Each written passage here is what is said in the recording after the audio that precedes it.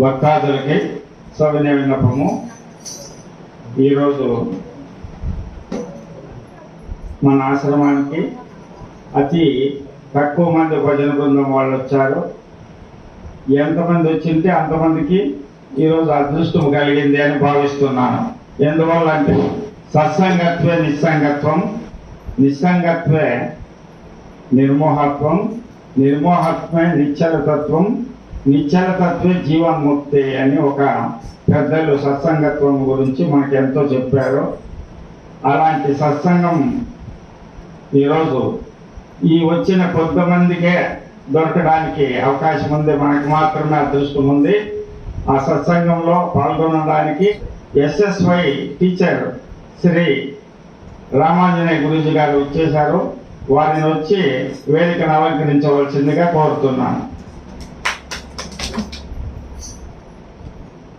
అలాగే అమర్నారాయణ స్వామి శిష్యుడు శ్రీ రవిశంకర్ గారు, వీళ్ళు వచ్చేసి హిందూపురంలో రైల్వే స్టేషన్ పోయే రోడ్లో ఆ బ్రిడ్జ్ దాటానే ప్రతిరోజు 500 మందికి అన్నదానం చేస్తూ ఉంటాడు. తన సొంత ఖర్చులతో, ఎవరైనా ఇస్తే ఇవ్వచ్చు, ఇకపోతే తన సొంత ఖర్చులతో. అంతేకాకుండా నెలలో ప్రతి ఏకాదశి నాడు పూజ చేపిస్తూ ఉంటాడు. అమర్నారాయణ స్వామి పేరు మీదుగా ఎన్నెన్నో అన్నదానాలతో పాటు ఎన్నో గుప్తదానాలు చేస్తూ ఉన్నటువంటి మన రవిశంకర్ గారు వచ్చి వేదికను అలంకరించవలసిందిగా కోరుతున్నాను.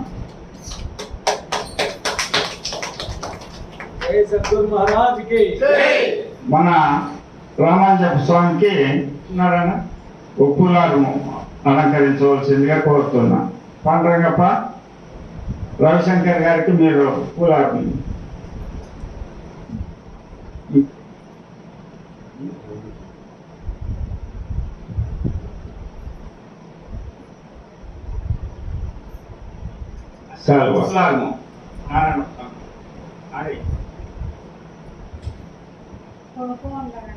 సరే సరే సరే. జై సద్గురు మహారాజ్ కి చాలా వేస్తారు. రామాంజప స్వామి గారు ఈ చిరు సత్వారం స్వీకరించవలసిందిగా కోరుతున్నాం. రవిశంకర్ స్వామి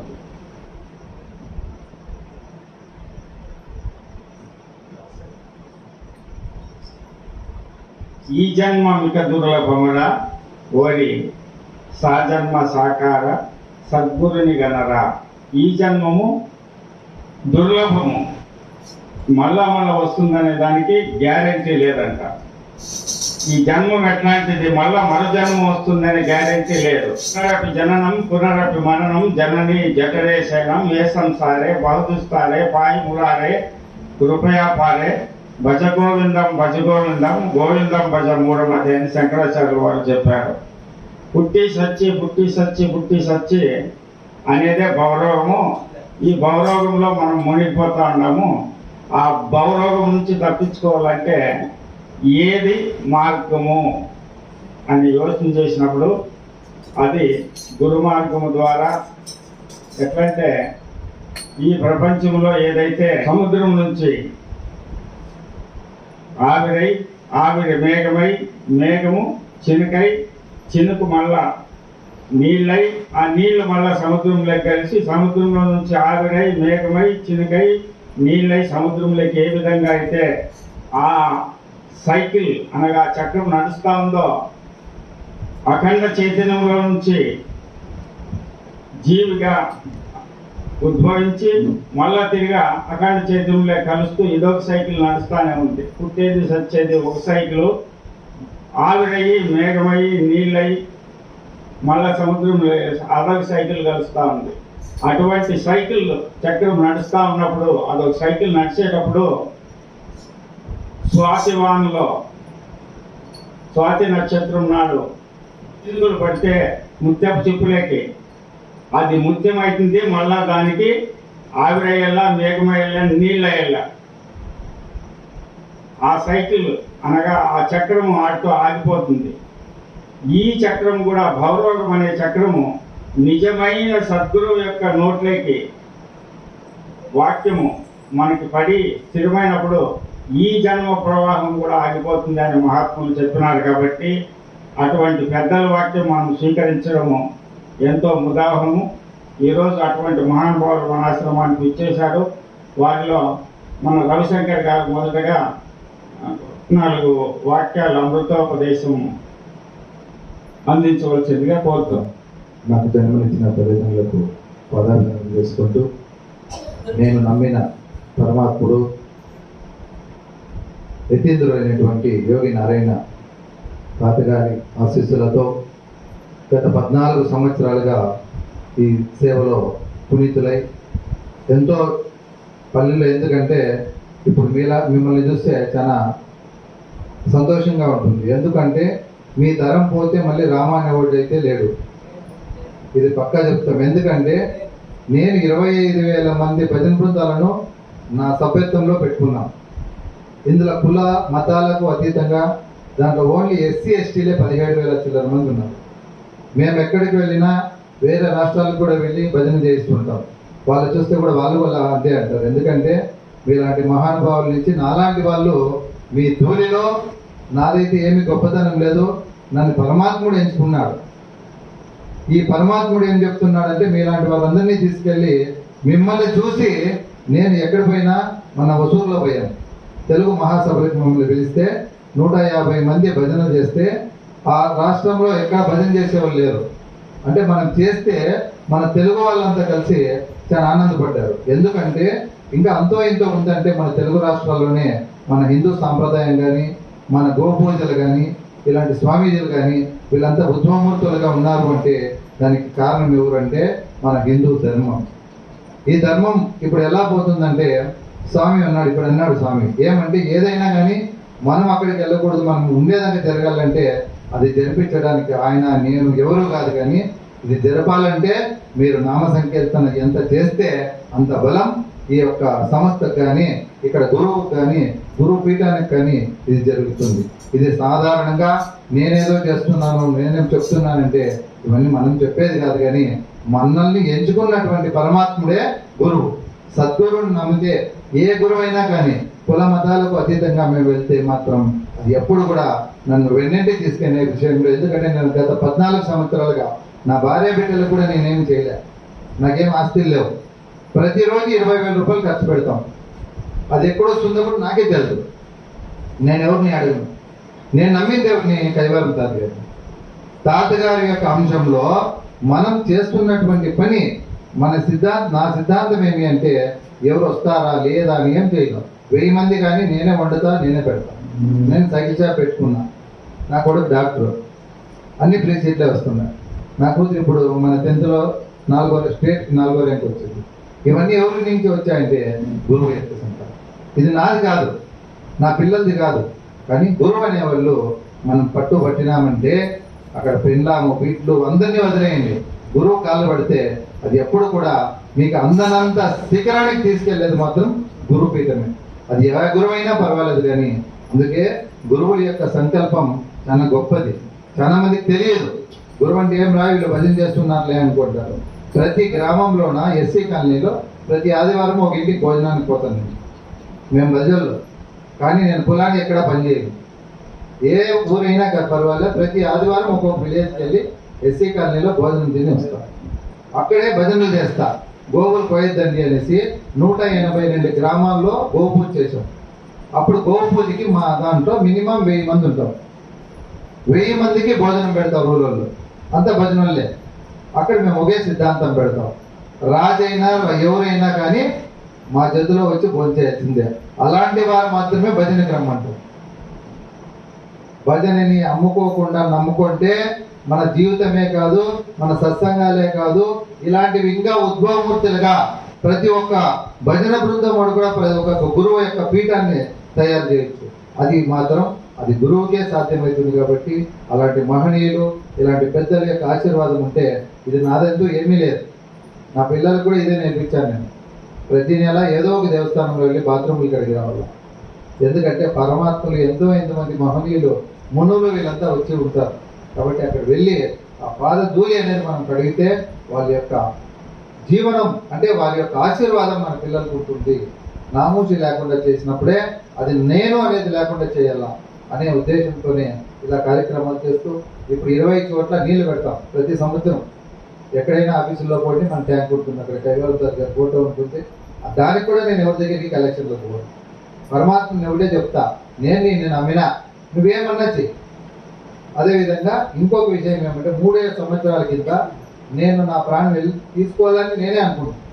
ఈ మాట ఎందుకు చెప్తున్నా అంటే గురువుకు ఒక్కడే అంకితం పెట్టినా, నన్ను లేపిస్తే లేపించు, లేదంటే నీ దగ్గర తీసుకోకు, ఇదే చెప్తే అప్పుడు ఆయన స్వామిలో వచ్చి నీది ఇది కాదా పని నీ పని ఇది అనేసి అన్నదానం స్టార్ట్ చేయమనింది నాకు స్వామి యొక్క ఉపదేశంతో. అలా చేస్తూ ఆ రోజే 7 లక్షలు ఖర్చు పెట్టే ఎక్కడానికి వెన్నెముకున్నప్పుడు పోలే. కానీ ఆయన అన్నదానం చెప్తే అన్నదానం ఫస్ట్ రోజే నేను కిందకు పడినాను, అప్పుడు సెట్ అయిపోయింది. అంటే ఆ గురువు యొక్క సంకల్పం. అంటే గురువు కష్టాలు పెడతాడు. మీరు అందరూ అనుకోవచ్చు మేము భజనలు చేస్తాం మా ఇంట్లో కష్టాలు, కానీ గురువు ఎలాంటి కష్టం ఇస్తాడంటే ఎలాంటి కష్టమైనా తట్టుకునే శక్తిని మాత్రము ఒక గురు బిడ్డలకే ఇస్తాడు. అందరికీ ఉంటుంది. ఇప్పుడు నాకే కష్టాలు ఉన్నాయి. కష్టాలంటే అవి ఏమి చేయలేము. ఇప్పటిదాకా 1 కోటి రూపాయలు అప్పు చేసి పెట్టినా అప్పు తెంపేసినాను. నేను సంపాదించిన ప్రతి రూపాయి కూడా నా పిల్లలకు కూడా చెప్పిన, మీకు అందరూ ఏమీ లేదు, ఉండడానికి మిమ్మల్ని పుట్టించినాను కాబట్టి ఇల్లు కట్టించిన, అబ్బాయి పాప చదివిస్తున్నా, ఈ 2 నేను చేయగలను. నా భార్య ఏమంటే దేవత అట్లాది. నాకు గురువు ఎవరంటే నా తల్లిదండ్రుల తర్వాత నా భార్యనే. అది తీసి ఇది తీసానని నేను చెప్తా. బంగారు వేసుకొని నీకు పెళ్లికి పిలిస్తే పోతామా, ఏమీ లేకుండా నీకు రాజాగా పిలిస్తే పో, నాకు ఈ టవల్ తీసేయమంటే నేను టవల్ తీసేయాలి. నేను సచిన రోజు ఈ టవల్ తీస్తా. ఆ రోజు కూడా మీరు తీస్తే తీయచ్చు, లేదంటే లేదు, అది మీ ఇష్టం. కాబట్టి మనం ఎంతలో మన గురువు యొక్క సంకల్పంతో ఆయన మనకి ఏం కావాలో ఆయన ఇస్తాడు. కానీ మనం పట్టుబట్టేది మాత్రం ఆయన పాదచరణకు విడుకపోతే మనం అందరం కూడా శ్యామలంగా మన ఇండ్లు కానీ మన ఊరు కానీ మీరు ఇప్పుడు వచ్చి ఇక్కడ పాడుతున్నారంటే మీ గ్రామాలు కూడా బాగుంటాయి. మీ గ్రామాలు బాగుండేది మీ నుంచినే, రాజకీయ నాయకుల నుంచి బాగలే, రాజ్యాంగం నుంచి బాగలే, కానీ మీరు పాడుతున్న పాటలో ఉన్నటువంటి కీర్తన ఇది జరుగుతుంది. కాబట్టి రాబోయే రోజుల్లో ఇంకా వేల సంఖ్యలో చేసి ఇది గ్రామాల్లో కూడా అభివృద్ధి చేస్తే మీరు ఈ నగర సంకీర్తన అనేది ఈ ధనుర్మాసంలో కానీ అప్పుడు అంటే ఎవడేమన్నా అనుకోండి, మన నేనైతే పట్టించుకోను. నాతో అంటారు పెద్ద పెద్దలు అంతా, ఎట్లా చేస్తాను అన్నదానం అంటారు, నీ కోట్లు వస్తుందా అంటారు. కైవారం దాని సాక్షిగా ఎక్కడ నుంచి నాకు పంట రాదు, కైవారంలో కూడా రాదు. ఎందుకు ఈ మాట చెప్తున్నానంటే ప్రతి ఒక్కరు చెప్తాను. నేను రోజు మెసేజ్ పెడతాను. ఏమని పెడతానంటే హిందూపురం వారి ఆధ్వర్యంలో ఎవరైనా అన్నదానం సేవ చేస్తే వాళ్ళ పేరు రాసి 10,000 ఖర్చు వచ్చినా వాళ్ళు 3,000 ఇచ్చినా 2,000 ఇచ్చినా 1000 ఇచ్చినా వాళ్ళ పేరే రాస్తాను. ఈరోజు వీళ్ళు సంస్థానం చేసినారు. కాకపోతే ఎవరిని నేను పోయి ఎవరి దగ్గర నేను అడుగు. ఎందుకంటే పరమాత్మ దగ్గర అదే అడిగిన, నువ్వు నాకు ఉపదేశం ఇచ్చినావు, నేను నిన్ను నమ్మి చేస్తున్నా, నాకు ఇంకెటువంటి ఆశ అర్థస్తులు లేవు, నాకు అక్షయ పాత్ర లాంటి అన్నదానము చేసేదానికి నువ్వు శక్తి. దీంతో ఆ పరమాత్మని లీలతో నేను జరుపుతున్నానని చెప్తే, అలాగే నన్ను నడిపిస్తున్నటువంటి మీలాంటి భజన బృందాలు 25,000 మంది నా వెంట ఫోన్ చేస్తే వచ్చేంత పెట్టుకుని వాళ్ళకి ఏమి మేము వెహికల్ అరేంజ్ చేస్తాం. ఎందుకంటే అంతా కూలిపోయేవాళ్ళు.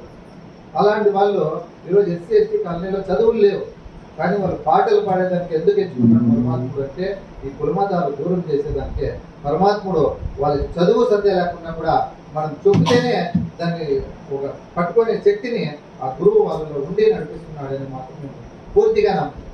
ఎందుకంటే కులాలు మతాలు మనం పెట్టుకున్నాం, కానీ ఒక మనిషి చచ్చిపోతే వాళ్ళు కావాలా, ఓటేసేదానికి వాళ్ళు కావాలా, కానీ ఒక దగ్గరికి భజన చేసేదానికి వస్తే వాడు రాడు వీడు అంటారు. అందుకే ఇవన్నీ వదిలేసి ప్రతి గ్రామంలోనూ ఇది సస్యశ్యామలంగా ఉండాలని ప్రతి గ్రామంలో ఒక దేవస్థానంలో ఏకాదశి రోజు హిందూపురంలో గోపూజలు చేస్తున్నాం. ఎందుకు చేస్తున్నామంటే ఈ గోపూజ మెయిన్ రోడ్లో చేస్తున్నాం. ఇది ఎందుకు చేస్తున్నామంటే వీళ్ళని చూసి ఒక 10 మంది మారితే మీలాంటి వాళ్ళంతా చేసిన ఈ సేవ మీకే దొరుకుతుంది. కాబట్టి ఈ అవకాశం ఇచ్చినటువంటి స్వామికి నా శిరస్సు వచ్చి పాదాలను తీసుకుంటూ ఓం నమో నారాయణ. మన రవిశంకర్ గారు మన జీవితాన్ని ఎలా ధన్యం చేసుకోవాలి అనే దానికి ప్రత్యక్ష ఉదాహరణగా నిలుస్తూ ఆ గురువుని నమ్ముకొని నిత్యాన్నదానం మరియు గోపూజలు భజనల బృందాల ద్వారా భజనలు ఇలా తన జీవితాన్ని ఆధ్యాత్మికతకు మరియు గురువుకి మరియు సమాజ సేవకి అంకితం చేసినారు. ఇలాంటి వాళ్ళని మనం స్ఫూర్తిగా తీసుకొని మనం కూడా అలాంటి కార్యక్రమాల్లో చేదోడు వాదోడుగా ఉంటూ వారి వెన్నంటి మనమంతా నడవాలని చెప్పి కోరుతూ ఇప్పుడు SSY మాస్టర్ శ్రీ రామాంజనేయులు గురూజీ గారు వారి అమూల్య సందేశాన్ని మా భజన బృందానికి అందించవలసిందిగా కోరుతున్నాను. అజ్ఞానతిమిరాంధస్య జ్ఞానాంజనశలాకయా చక్షురున్మీలితం యేన తస్మై శ్రీ గురవే నమః. తస్మై శ్రీ గురవే నమః. తస్మై శ్రీ గురవే నమః. వేదికని అలంకరించిన సద్గురుమూర్తి మన ధనుంజయ స్వామి వారికి పాదపద్మములకు నమస్కరిస్తూ, వేదికల నుంచిన రవిశంకర్ యోగి గారికి నమస్కారం అర్పిస్తూ, ఇక్కడ విచ్చేసిన ఆత్మ సోదరులందరికీ నమస్కారాలు అర్పిస్తూ, ఆ హృదయ కమలం నందు నా గురువు ఏదైతే పలికిస్తాడో అది నేను మీ ముందు ఇస్తాను. ఈరోజు పౌర్ణమి. పౌర్ణమి అంటే వెన్నెల, అమావాస్య అంటే మబ్బు. అంటే జీవితంలో ఎందు వస్తాను. కానీ ఎప్పుడు పౌర్ణమి ఉంటేనే బాగుంటుంది. పౌర్ణమి ఉంటే బాగుంటుంది. అమావాస్య, పౌర్ణమికి భయపడతారా అమావాస్యకు భయపడతారా? అందరూ మబ్బులో ఎందుకు తెలిసిన అది మబ్బు, అంధకారము అని. ఏం కలుస్తూ ఏం పడతామో ఏమో. వెలుగుంటే ఇప్పుడు ఇది కరెంట్ పోతే ఇప్పుడు ఎక్కడ ఏముందో ఎక్కడ పడతామో తెలియదు. అట్లే మన జీవితంలో ఎల్లప్పుడూ కష్ట సుఖాలు ఉండే ఉంటాయి. కష్టం వచ్చినప్పుడు అమావాస్య, ఏమి సుఖం వచ్చినప్పుడు పౌర్ణమి. కానీ ఇది ఎందుకు అట్లా అవుతా ఉంది? ఎప్పుడూ సుఖంగా ఉండేవాళ్ళు ఎవరు ఉండాలి తెలిసిన? ఎవరైతే సద్గురు పాద చరణాలు పట్టింటారో వాళ్ళకి మాత్రమే ఎప్పుడు పౌర్ణమి. అంటే వాడి కష్టాలు లేవా అంటే అతను కష్టం అనుకోలేదాన్ని. రవిశంకర్ వాళ్ళ గురువుని పట్టినాడు. ఆయన కష్టం ఇప్పుడు లక్షలు కావాలి, ఎక్కడి నుండి వస్తానో అది కష్టం అనుకున్నాడు. ఇష్టమైంది కష్టం ఎట్లా అవుతుంది చెప్పండి, మీరే చెప్పండి. నువ్వు ఇష్టంగా చేసినప్పుడు కష్టమవుతుందా? అయ్యా, ప్రపంచంలోనే ఇష్టమైంది కష్టం కాకున్నప్పుడు నీకు ఒక్కొక్కసారి ఇష్టమైంది కూడా కష్టంగా మారే అవకాశం ఉంది ప్రపంచంలో. ఎందుకంటే అది మాయ, అది మారుతానే ఉంటుంది. కాబట్టి గురుచరణాలకి ఎవరైతే తన మన ధన అర్పిస్తారో, చతుర్విధ సేవలు చేస్తారో వాళ్ళకు మాత్రమే ఎప్పుడు పౌర్ణమి జీవితంలో ఎప్పుడు విన్నదే. అందుకే అమావాస్య రోజు భజనలు పెట్టుకునే పౌర్ణమి రోజు ఎందుకు పెట్టుకుంటారంటే సైంటిఫిక్ గా, నేను సైన్స్ చదివితే, మీరు కిర్లియన్ ఫోటోగ్రఫీ అని మీరు ఎవరైనా చదివితే కిర్లియన్ ఫోటోగ్రఫీలో మీకు ఉంటుంది. ఇక్కడ ఈ పౌర్ణమి రోజు మీరు చూస్తే కాస్మిక్ ఎనర్జీ మీకు ఎక్కువ ఉంటుంది అన్నమాట, ఆరా ఎక్కువ ఉంటుంది. అందుకే పౌర్ణమి రోజు భజనలు పూజలు ఇవన్నీ చేస్తే మంచిది. మీరు భజనలు చేస్తున్నారు, ఇప్పుడు మీరు భజనలు చేస్తున్నారు కదా, ఈ భజనకు వచ్చే దానికి పుణ్యం వస్తుందే కానీ పురుషార్థం రాదు. ఏమి పురుషార్థం అంటే? పుణ్యం అంటే పురుషార్థం వస్తే నీకు పుణ్యం వస్తుంది, ఓకే నేను ఒప్పుకుంటాను. కానీ మనం వచ్చిండేది భజనలు చేసేకే కాదు, పురుషార్థాన్ని సంపాదించుకునేది.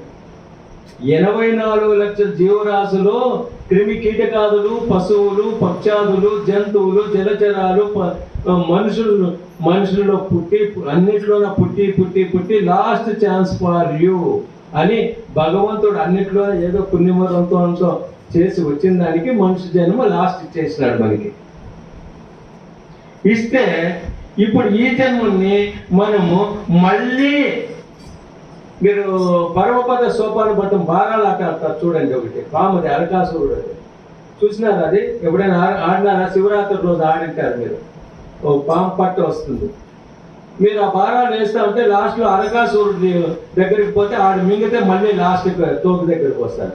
అక్కడక్కడ పాములు కూడా మింగుతూ ఉంటాయి, అక్కడక్కడ నిచ్చెనలు ఉంటాయి, లాడర్స్, అవి ఎక్కుతూ ఉంటాయి. అంటే జీవితంలో ఒడిదుడుకులు ఉంటాయి అని. కానీ నిచ్చెనెక్కినప్పుడు మాత్రం ఆహా అంటాము, కానీ పామింగ్ అయ్యో అంటాము. ఆహాహా అయ్యో అనే ఈ రెండు లక్షణాన్ని తీసేసేవాడి గురువు. ఈ రెండింటినీ మీలో పోవాలంటే, అందుకే మా జగద్గురు శ్రీకృష్ణ పరం సుఖము వచ్చినప్పుడు స్పృహ లేని వాడును, దుఃఖము వచ్చినప్పుడు దిగులు చెందిన వాడును, కామము క్రోధము లేని వాడును నాకు ప్రీతిపాత్రుడు, లేకపోతే వాడు మలపాత్రుడు ప్రీతిపాత్రుడు అని. ఇది మరుపుతోనే ఉందా లేదా? లోపలంతా గలీజ్ ఉందా? బయట మాత్రం బాగున్నాము, బట్టలు వేసుకొని బాగున్నాం, లోపల మలనే ఉంది.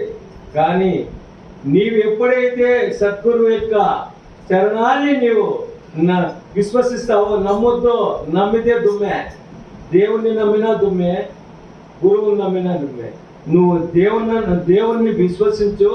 ఆ దేవుణ్ణి విశ్వసించిన తర్వాత గురువు దగ్గరకు వస్తాడు. గురువు దగ్గరకు వచ్చినప్పుడు నమ్మకం కాదు, విశ్వాసం ఉండాలి. అందుకే నమ్మకానికి విశ్వాసానికి చాలా తేడా ఉంది. ప్రపంచాన్ని నమ్మల్లా, గురువుని విశ్వసించాలి.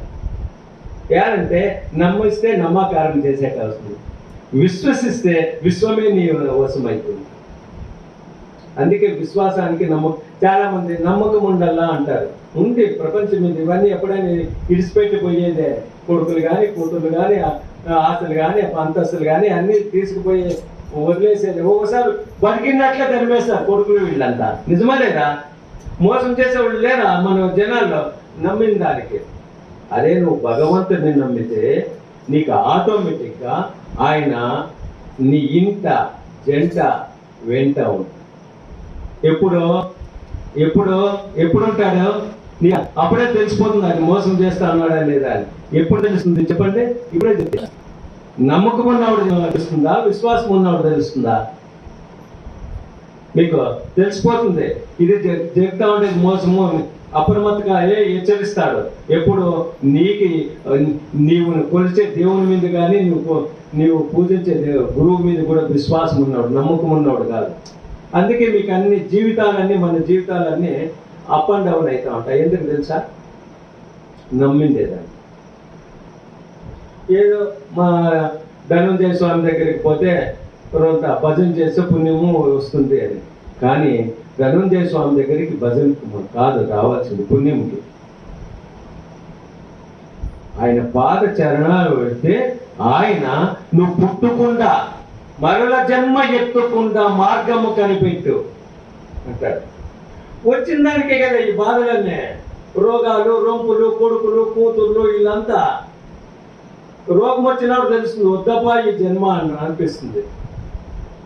మళ్ళీ రోజు మేలైతేనే లేదు, ఉండలో పో సంపాదించాలా అంట. ఇదే మాయ. ఆపద వస్తే ఆదినారాయణ, లేదంటే గూఢనారాయణ. ఈ రెండింటిని, ఈ కష్ట సుఖాలకు అతీతంగా ఉండాలంటే గురు చరణాలను మనము పట్టాలి, విశ్వసించాలి.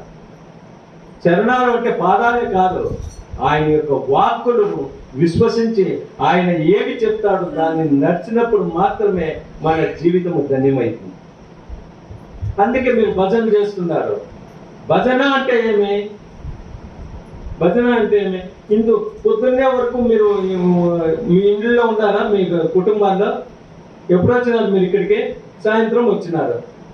ఇంతవరకు కుటుంబాల్లో ఉన్నవాడంతా సంసారం ఉందా లేదా? ఇప్పుడు భజన చేసేటప్పుడు కుటుంబాలు గుర్తొచ్చినాయా? మీ భార్య బిడ్డలు ఆస్తులు అంతస్తులు వచ్చినాయా? లేదు. కరెక్ట్ కదా? ఈ కొంతసేపు మీకు రెండు కర్మలు ఉంటాయి, పాపము పుణ్యము అని. అమ్మ కడుపులో నుంచి బయటకు వచ్చేటప్పుడు రెండు బ్యాగులు, ఎడమ పక్క కుడి పక్క రెండు బ్యాగులు ఉంటాయి, మనకు కనబడేది. అవి నువ్వేమేమి చేసినావో ఏమేమి చేసినావో ఉంటావా? అవి నువ్వు ఎంతసేపు ప్రపంచం మీద ఉంటావో ఆ ప్రపంచంలో కూడా ధర్మ మార్గంలో లేకపోతే నీకు ఎడమ పక్క బరువు పడతానే ఉంటుంది. బరువు ఇది తగ్గిపోతూ ఉంటుంది, ఇది కిందకి తగ్గుతూ ఉంటుంది, అది పైనకి లేస్తూ ఉంటుంది. అదే నువ్వు భజనకు వచ్చినావు, ఎంతసేపు చేసినారు భజన పొద్దున? ఇప్పుడు 3 గంటల నుంచి చేశాను. 3 గంటలకు 1 సెకండ్కి ఒక పాపం పోతుందండి. మీరు చిన్నదో పెద్దదో అది ఏదైనా కానీ 1 సెకండ్కి చిన్న చిన్న పాపాలు చెప్పింటారు, తిట్టిండేది, వాడు బాధపడిండేది, ఏదో చీమో దోమో కుట్టు ఊరికే అట్లా దాన్ని అనేస్తేనే చచ్చిపోయింది, ఇట్లా రకరకాలుగా ఉన్నాయి, అవన్నీ పోతాయి. కానీ ఇంత మాత్రమే ఎవడు వ్యాపారమేనా ఇది? ఆ పుణ్యము ఇవి సంపాదించుకునేదేనా, వచ్చిపోయేదేనా? ఇదంతా వ్యాపారమే. ఏం తెలిసిన పుణ్యం ఆంజనేయ స్వామికి ఇన్ని టెంకాయలు కొడితే నాకు ఇది చేస్తాడు, అది చేస్తాడు. దేవుని దగ్గర కూడా మనము బిజినెస్ చేస్తా ఉన్నాము. ఎవరి దగ్గర? గురువు దగ్గర బిజినెస్ చేయకూడదు. వ్యాపారమే కదా. స్వామి నేను ఇంత ఇస్తాను, నాకు నా కొడుకు పెండ్లి కావాలా, నీకు వచ్చి ఆకు పూజ పెట్టిస్తాను. అరే నీ ఆకలన్నీ నేనే కదా ఇచ్చింది, తమలపాక చెట్లు సృష్టి నేను సృష్టించింటే నాకు ఇచ్చేదాన్ని నాకు కూడా నువ్వు పెంచింటివా? ప్రకృతిని, గాలి, వాటిని ఆయన సృష్టి కదా, ఆయనకి ఇస్తా ఉన్నారు. అందుకే ఇటువంటి దైవాలని చెప్పేవాడు ఒక్కరు మాత్రమే ఇటువంటి సద్గురుమూర్తుల యొక్క పాద చరణాలు మీరు ఎప్పుడైతే గట్టిగా విశ్వసిస్తారో, విశ్వసించి నిశ్చయమైపోతారో, దృఢమైపోతారో, అప్పటి నుండి నీకు జన్మ లేదు. ముక్తి మోక్షాలు 2 వస్తాయి. ముక్తి అంటే బాధల నుండి విడుదలవుతావు, మోక్షం మోహం లేకుండా ఏం అవసరమో అదే నువ్వు చేస్తావు, అనవసరమైనవన్నీ పోవు. ఈరోజు పౌర్ణమి అయినప్పటికి కూడా ఎంతో మంది మీ ఊర్లో ఇంతమంది ఉన్నప్పటికీ కూడా మీరు మాత్రమే ఎందుకు వచ్చారంటే ఏ పూర్వజన్మ సుకృతమో గురు దర్శనము. మీరు భజన చేసేసి వస్తే గుళ్ళో చేసండి, మరి ఇక్కడ ఎందుకు వచ్చి చేస్తా అన్నాడు, ఇక్కడికి ఎందుకు వచ్చి చేస్తా అన్నాడు? గుళ్ళో చేస్తే చాలా పాయ్ కదా. మరి గురువు దగ్గర భజన చేస్తే, గుళ్ళో చేస్తే నీకు 10% వస్తే, గురువు దగ్గరికి వస్తే 75% నీకు ప్లస్ మార్కులు. మీరు నమ్మండి నమ్మకపోండి. ఎందుకు తెలిసిన? ఫస్ట్ సాధువునాం దర్శనం పుణ్యం అని, ఆ సాధువుల కంటే అతీతుడైన సద్గురుమూర్తిని దర్శిస్తారు ఒకటి. మళ్ళీ ఆ ఎవరైతే ఈ సృష్టికర్త విశ్వ చైతన్యం ఉందో ఆ పరమేశ్వరుడి గురించి మీరు భజన